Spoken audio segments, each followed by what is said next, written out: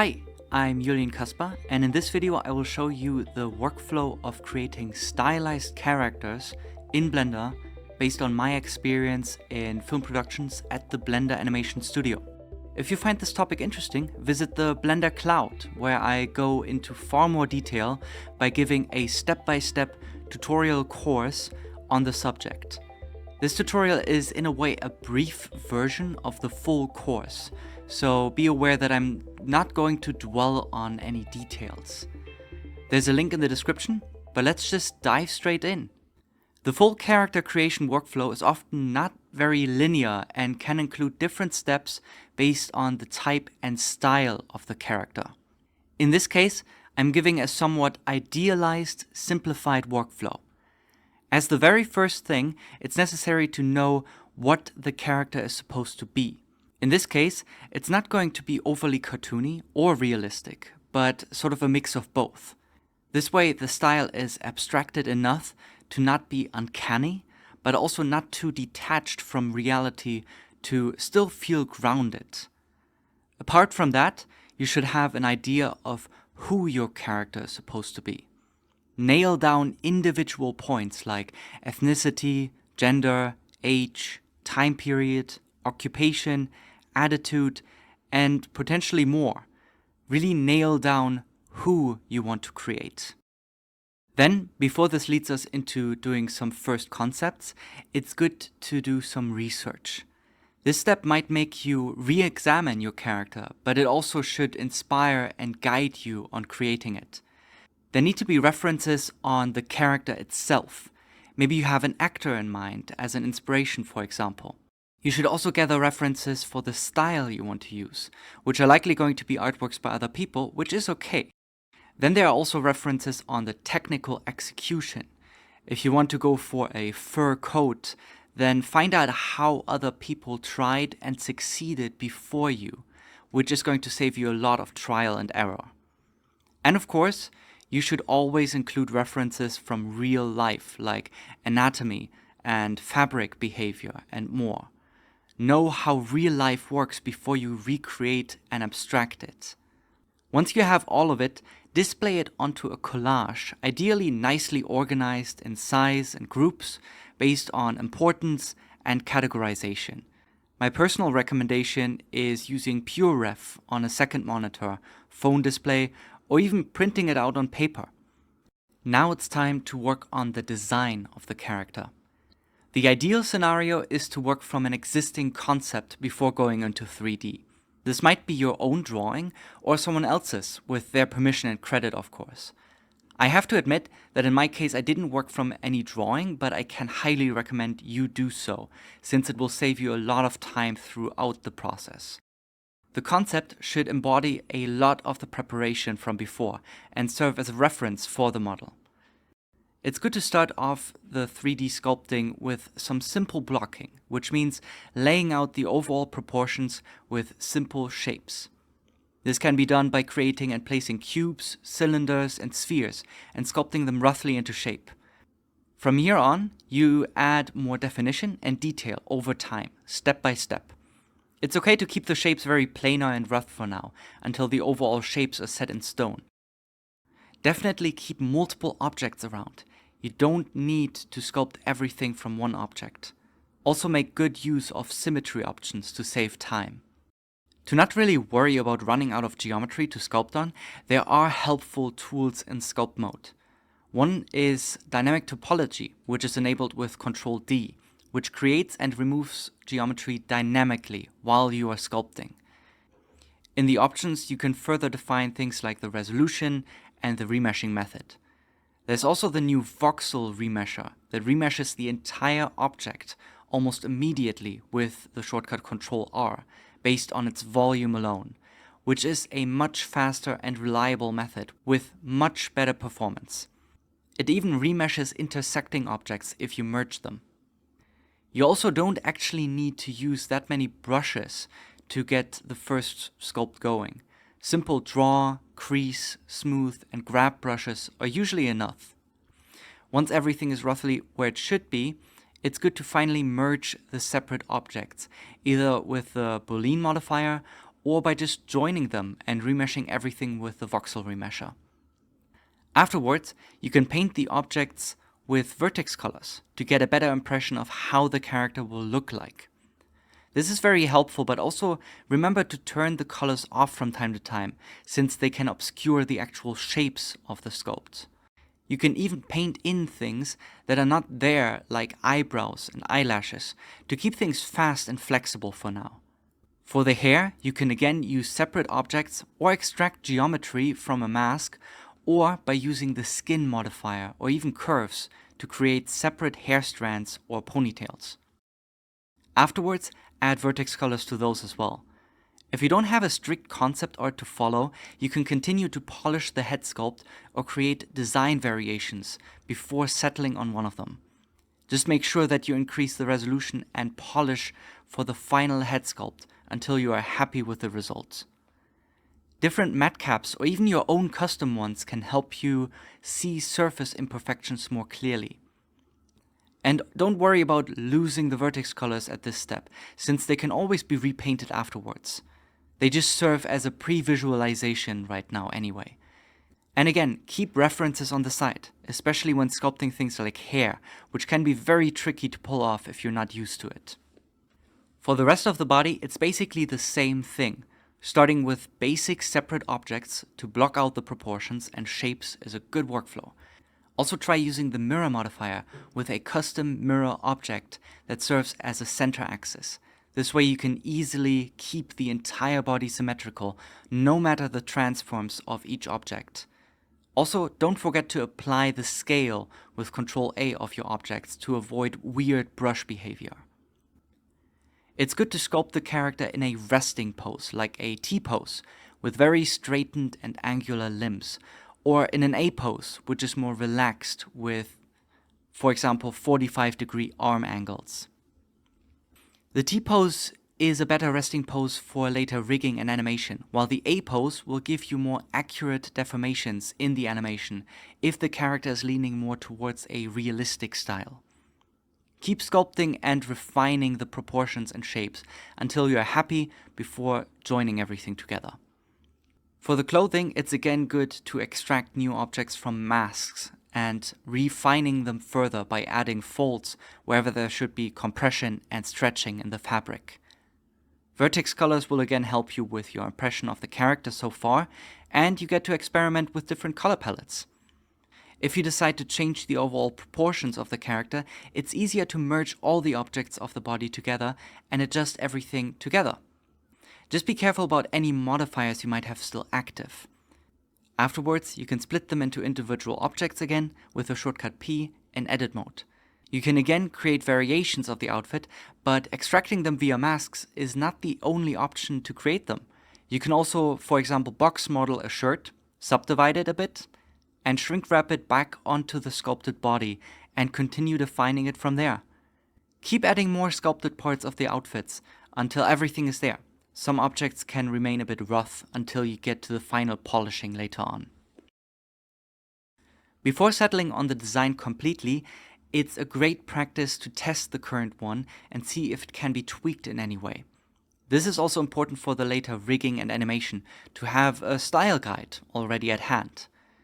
Before work can start on that, it's important to have a better mesh to work with, instead of the highly dense sculpt of the head right now. I can recommend to either roughly remodel the head manually from a subdivided cube that you snap back onto the sculpt with a shrink wrap modifier, or to use the new quad remesher in the object data tab to the side. Just make sure to have enough overall density and place the geometry a bit more accurately around the eyes and mouth with some manual modeling. Also make sure the eyelids have 3 to 4 edge loops on them to be able to close them too. Add an inner mouth and some teeth and a tongue that closely represent the later polished result, but it's okay if they're a bit rough for now.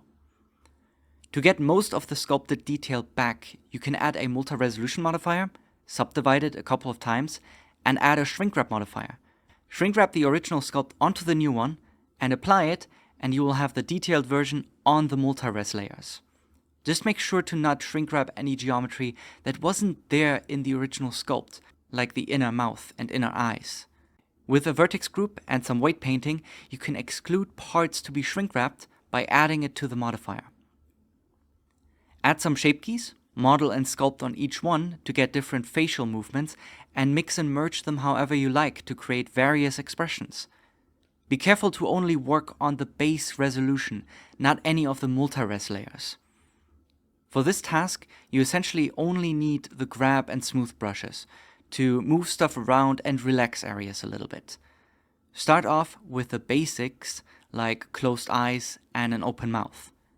You can create the same shape keys for multiple objects and either animate them together or even hook them up via drivers so that they all slide together.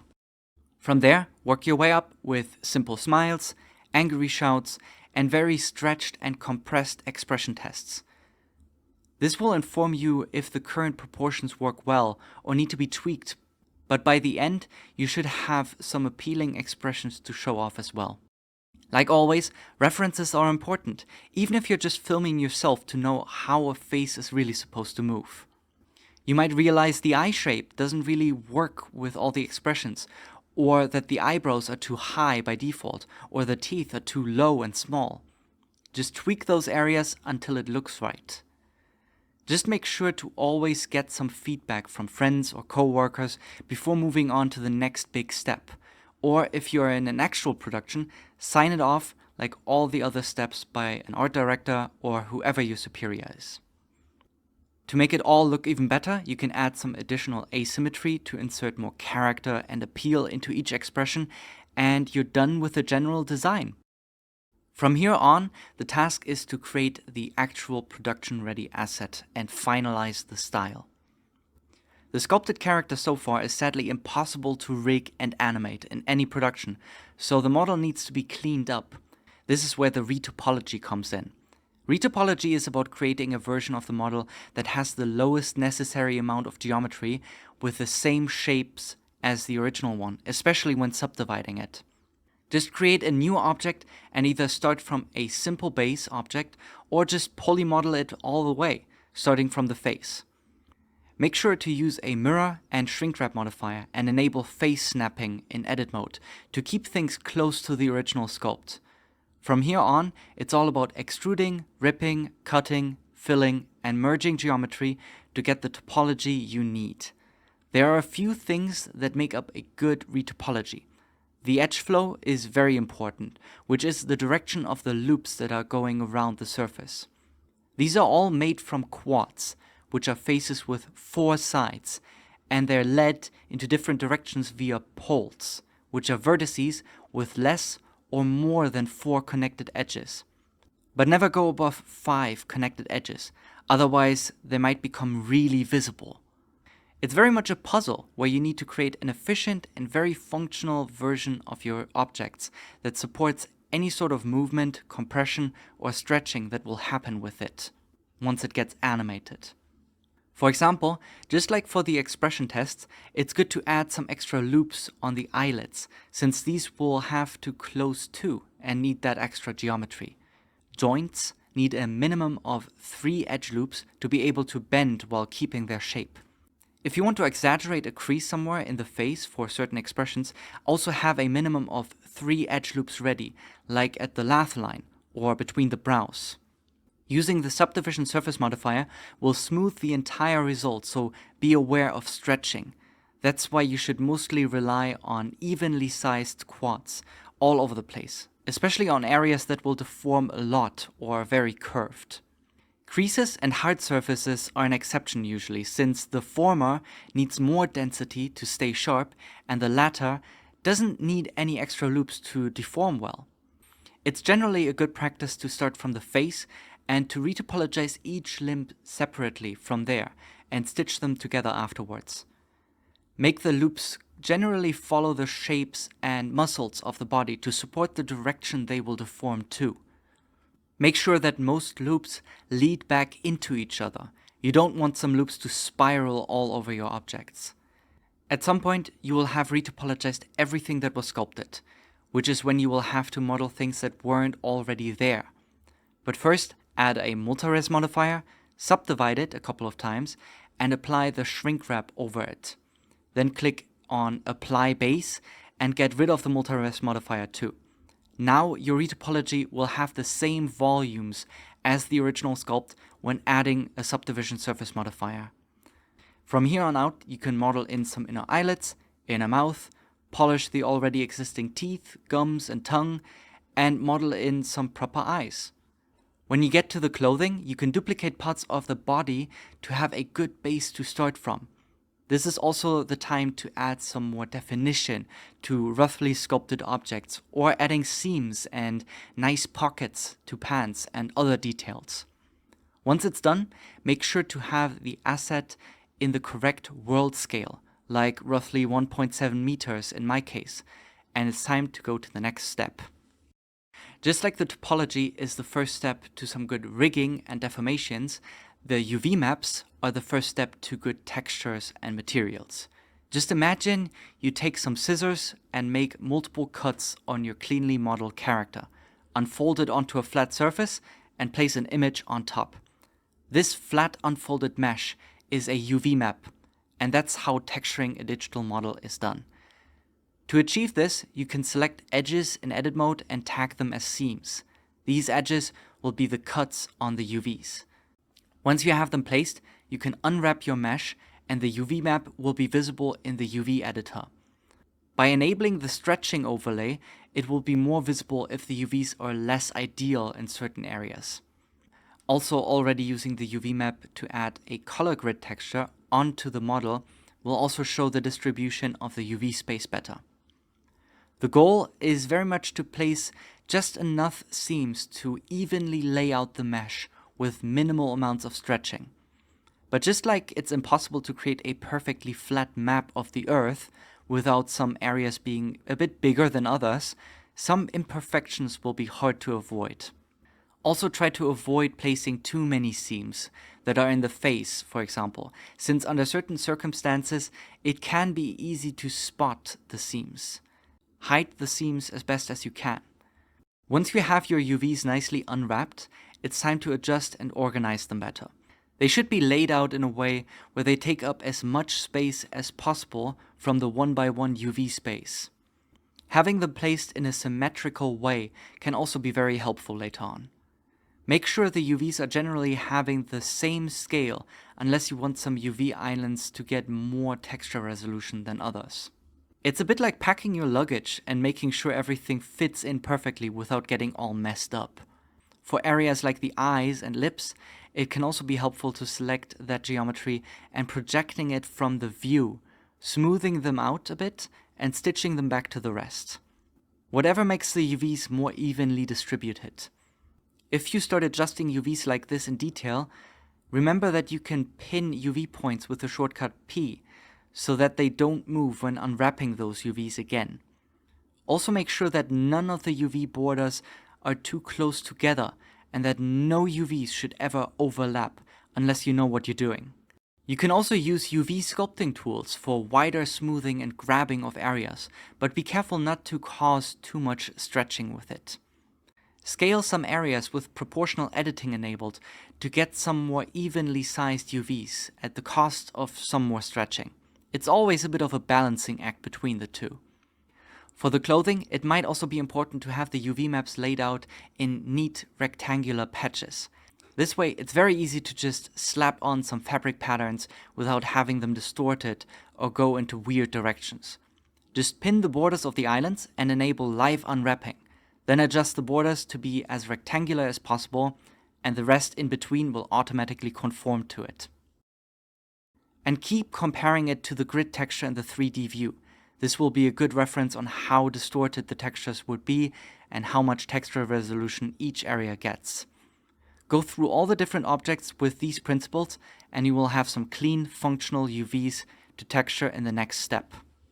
To give the character some colors, we need to add textures. Add a shader editor in the interface to edit the node-based materials and an image editor to see and paint on the textures in a 2D view. Also, as a pro tip, enable the Node Wrangler add-on in the preferences. I can recommend to just use the default principled BSDF shader in the nodes, since it has basically everything one would need during the texturing. Then start out with the basic colors. Do this by adding and painting on image textures or vertex colors and plugging the node outputs into the base color of the shader. Most nodes can be freely mixed with the Mix RGB node and each have their own advantages. Use the material preview mode in the viewport, which displays everything you're working on. Ctrl-Shift-Click on any node to see that output directly. Start out with most primary colors and then mix in secondary colors. You can also then start mixing in ambient occlusion or cavity inputs, patterns, noise, and specific painted-in details. Just blend the nodes together, either by using screen to brighten, multiply to darken, or mix to blend between two inputs. Also make sure to paint on the alpha channel, which is the transparency on an image texture, to use as a mask by plugging it into the factor afterwards. The well-aligned rectangular UVs for the clothing will really become useful now, since images like clothing patterns can just be slapped on top and they will immediately align. Extra details like stitches can always be painted separately on top afterwards. Definitely keep all of these influences in the color as separate nodes, because once you are done, it's time for the shading.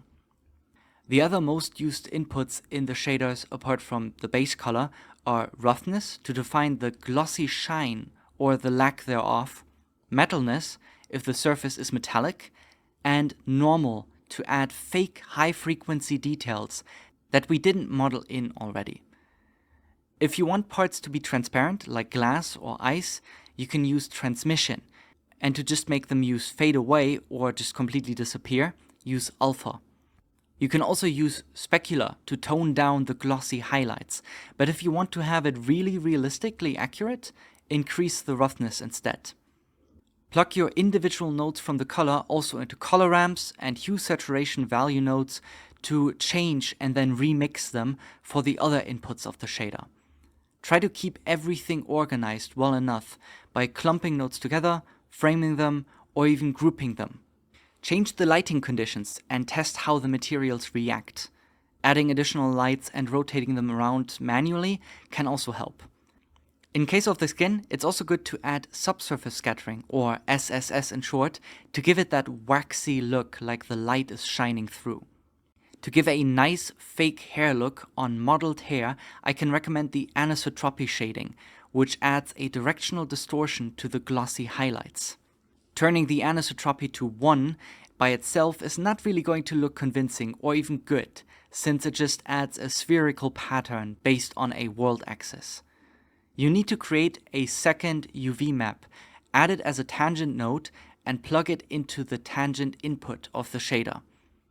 The orientation of the UVs will then influence the direction of which the highlights will be distorted towards. So all hair strands need to be laid out as flat as possible and aligned vertically.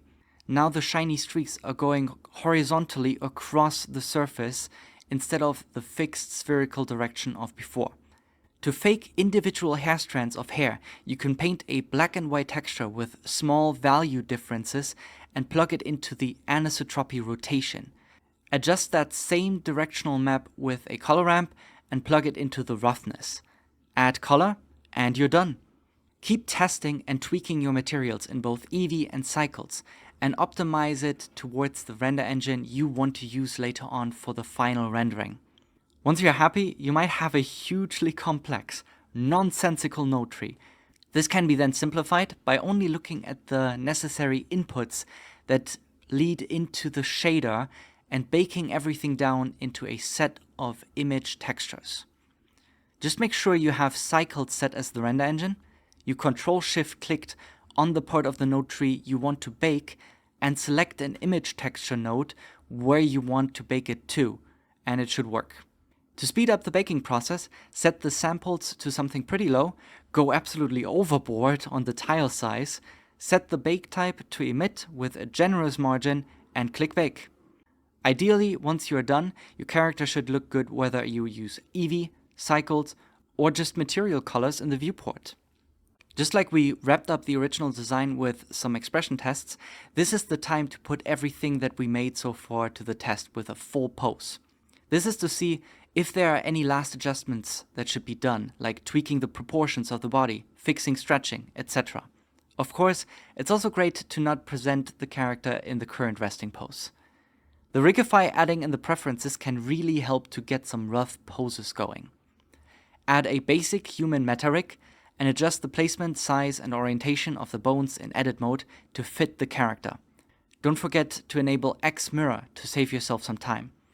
Once you're done, click on Generate Rig and there it is. Select your character, then the rig, and with Ctrl P, parent the objects to the armature with automatic weights. With this done, you can do some exploration in the overall pose, experiment, and see what you want to go for. Since the rig is pretty procedural, there will be issues. If some deformations are outright broken, you can manually go into weight paint mode and paint out some issues. Make as many poses as you want until you find your favorite in the end. Don't forget to look at references and even make references from yourself if necessary.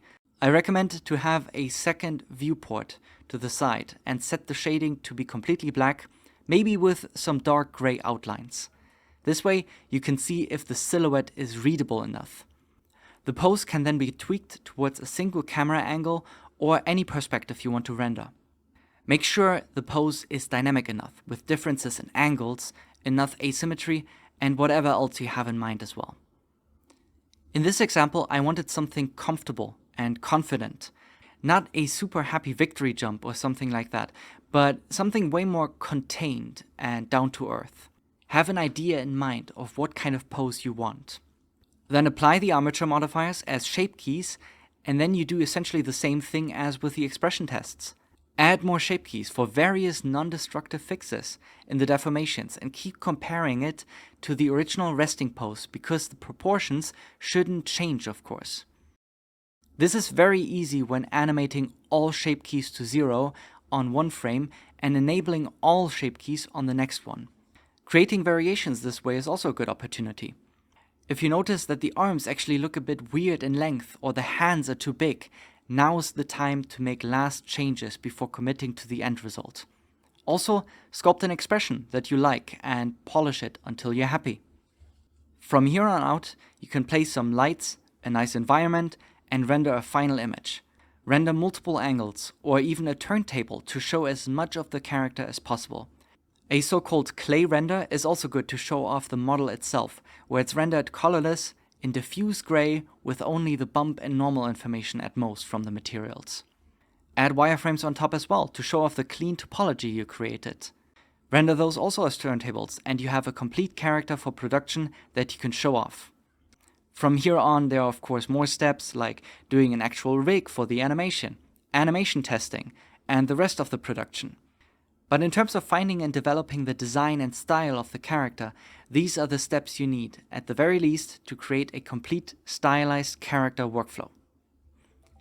If you're interested in more educational Blender content, a huge asset library of all the Blender Open movies, or you want to support these projects, head on over to the Blender Cloud and say hi in the comments.